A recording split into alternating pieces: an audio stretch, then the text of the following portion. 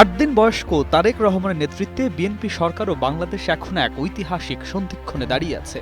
তবে এই নতুন যাত্রাপথে সরকারের সামনে কোনো পুষ্পসজ্জা নেই, বরং অপেক্ষা করছে ত্রিমুখী কঠিন চ্যালেঞ্জ। একদিকে ভূ রাজনৈতিক সংকট, অন্যদিকে ভঙ্গুর অর্থনীতি এবং আইন শৃঙ্খলার অস্থিরতা। ভূ রাজনৈতিক অগ্নিকুণ্ডে বাংলাদেশের নতুন সরকারের সামনে সবচেয়ে বড় চ্যালেঞ্জ হলো পরাশক্তিগুলোর মধ্যকার ভারসাম্য রক্ষা করা।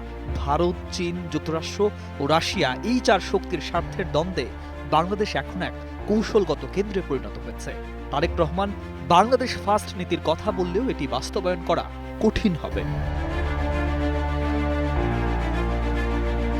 বিশেষ করে ভারতের মংলা বন্দর পরিচালনা, চীনের পায়রা বন্দর অর্থায়ন এবং যুক্তরাষ্ট্রের বে টার্মিনালে অর্থায়ন, এই ত্রিমুখী প্রতিযোগিতায় জাতীয় স্বার্থ রক্ষা করা এক বিশাল পরীক্ষা।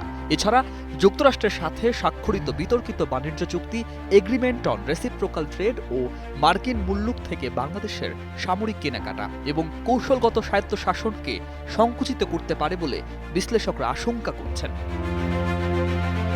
বিশ্বের নানা প্রান্ত থেকে রেমিটেন্স লেনদেনে নগদ নিয়ে এলো হার না মানা হার অফার। সর্বনিম্ন 10,000 টাকার রেমিটেন্স নগদে পাঠালে স্বর্ণের হার জেতার সুযোগ।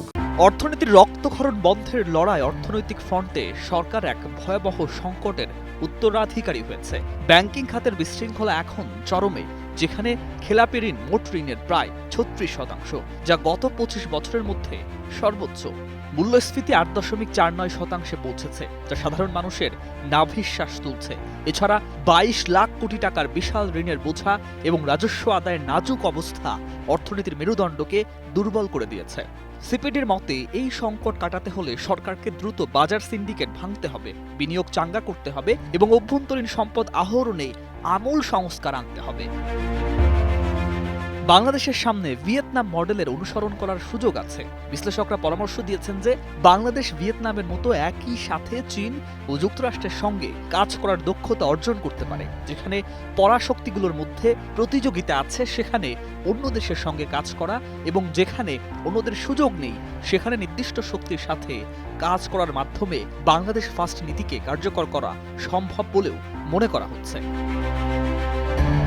ভূ রাজনীতি, অর্থনীতি ও আইন শৃঙ্খলা, এই তিনটি বিষয় একটি অপরটির সাথে নিবিড়ভাবে জড়িত। তারেক রহমানের সরকারের সাফল্য নির্ভর করবে তারা কতটা বিচক্ষণতার সাথে এই ত্রিমুখী সংকট মোকাবেলা করতে পারে তার উপর। কেবল রাজনৈতিক আশ্বাস নয়, বরং দৃশ্যমান পদক্ষেপ এবং কৌশলগত স্বায়ত্তশাসন বজায় রাখাই হবে এই সরকারের টিকে থাকার আসল চাবিকাঠি।